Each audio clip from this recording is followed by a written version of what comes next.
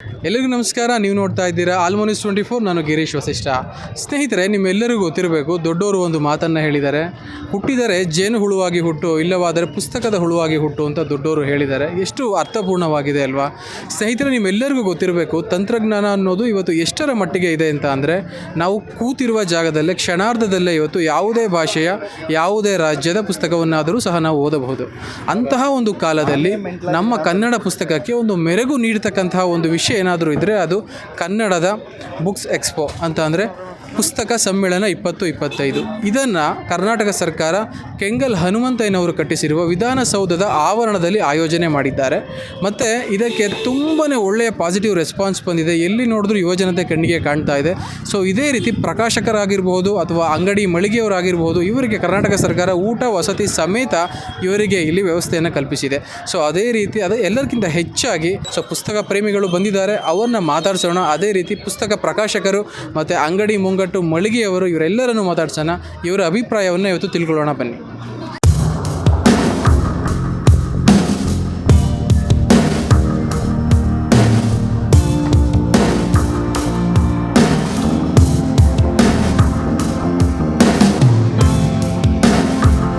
ಶಿವಕುಮಾರ್ ಮಾವಲಿ ಅಂತ ಸರ್, ಈಗ ಪುಸ್ತಕ ಮೇಳ 2025 ಇದೇ ಮೊದಲ ಬಾರಿಗೆ ವಿಧಾನಸೌಧ ಆವರಣದಲ್ಲಿ ನಡೀತಾ ಇದೆ. ಇದ್ರ ಬಗ್ಗೆ ನಿಮ್ಮ ಮೊದಲ ಪ್ರತಿಕ್ರಿಯೆ? ಇದೊಂದು ಬಹಳ ಅಪರೂಪದ ಹೆಜ್ಜೆ. ಬಹುಶಃ ಮಾನ್ಯ ಸಭಾಪತಿಗಳು ಯೋಚನೆ ಮಾಡಿ ಇದನ್ನು ಮಾಡಿರ್ತಕ್ಕಂಥದ್ದು ಬಹಳ ಅಪರೂಪದ ಹೆಜ್ಜೆ. ಯಾಕೆ ಅಂದರೆ, ಒಂದು ಪುಸ್ತಕಗಳ ವಿಚಾರವಾಗಿ ಇದನ್ನು ಜ್ಞಾನ ಕೇಂದ್ರವಾಗಿ, ಕೇವಲ ಅಧಿಕಾರ ಕೇಂದ್ರ ಆಗಿದ್ದನ್ನು ಜ್ಞಾನ ಕೇಂದ್ರವಾಗೂ ಕೂಡ ಮಾರ್ಪಡಿಸಿದ ಒಂದು ಮೊದಲ ಹೆಜ್ಜೆ ಅನ್ನೋದಕ್ಕೆ ಖುಷಿಯಾಗುತ್ತೆ.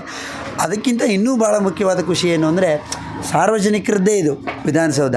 ಸೊ ಸಾರ್ವಜನಿಕರಿಗೆ ಮುಕ್ತ ಪ್ರವೇಶ ಮಾಡಿರುವಂಥದ್ದು, ಅವರು ಗ್ಯಾಲರಿ ತನಕ ಪ್ರವೇಶ ಕೊಟ್ಟಿರುವಂಥದ್ದು ಇದೆಯಲ್ಲ, ಇದು ಒಂದು ನಿಜಕ್ಕೂ ಐತಿಹಾಸಿಕವಾದ ನಡೆಯೇ. ಶಕ್ತಿ ಕೇಂದ್ರಕ್ಕೆ ಅಥವಾ ಪವರ್ ಸೆಂಟರ್ ಅಂತ ಏನು ಕರಿತೀವೋ ಅದಕ್ಕೆ ಪವರ್ ತುಂಬಿರೋರೇ ಜನಗಳು. ಸೊ ಆ ಜನರನ್ನು ಅಲ್ಲಿಗೆ ಬರಲಿಕ್ಕೆ ಬಿಟ್ಟಿರುವಂಥದ್ದು ಇದೆಯಲ್ಲ, ಅದು ನೋಡಿ ಎಲ್ಲರೂ ಖುಷಿ ಪಡ್ತಾ ಇದ್ದಾರೆ. ಮತ್ತು ಪುಸ್ತಕಗಳನ್ನು ಜನ ಕೊಂಡ್ಕೊಂಡು ಹೋಗ್ತಾ ಇದ್ದಾರೆ.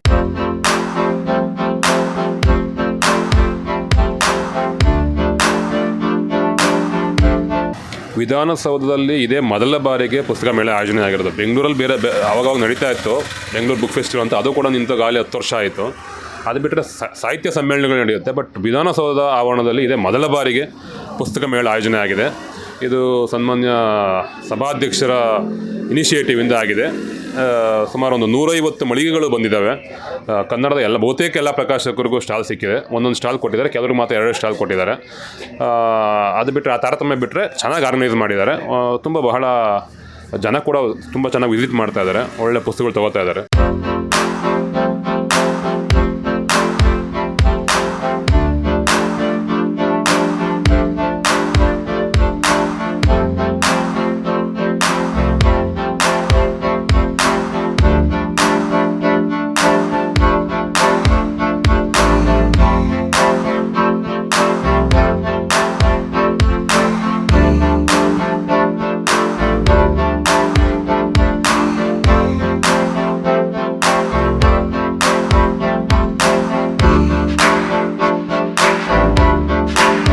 ನಾನು ಪ್ರೊಫೆಸರ್ ಕಾಶಿನಾಥ್ ಅಂಬಲ್ಗೆ ಅಂತ, ಗುಲ್ಬರ್ಗ ಯೂನಿವರ್ಸಿಟಿ ರಿಟೈರ್ಡ್ ಪ್ರೊಫೆಸರ್.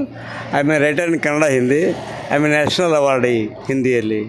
ಹೌದಾ? ಥ್ಯಾಂಕ್ ಯು ಸರ್, ತುಂಬ ಖುಷಿಯಾಯಿತು ಕೇಳಿದ್ದು. ಥ್ಯಾಂಕ್ ಯು ಸರ್, ಈಗ ಪುಸ್ತಕ ಮೇಳ 2025 ಬಗ್ಗೆ ಮಾತಾಡೋದಾದರೆ, ಹಿಂದೆ ಇಲ್ಲಿ ನಡೆದಿರಲಿಲ್ಲ, ಈ ಥರ ವಿಧಾನಸೌಧದ ಆವರಣದಲ್ಲಿ ನಡೆದಿರಲಿಲ್ಲ.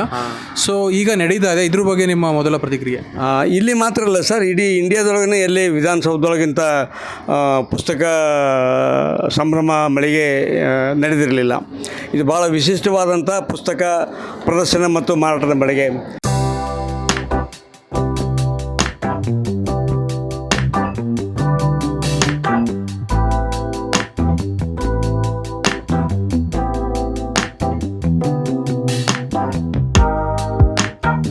ಸರ್, ಇದೊಂದು ಒಳ್ಳೆಯ ಉತ್ತಮ ಕಾರ್ಯಕ್ರಮ ಸರ್.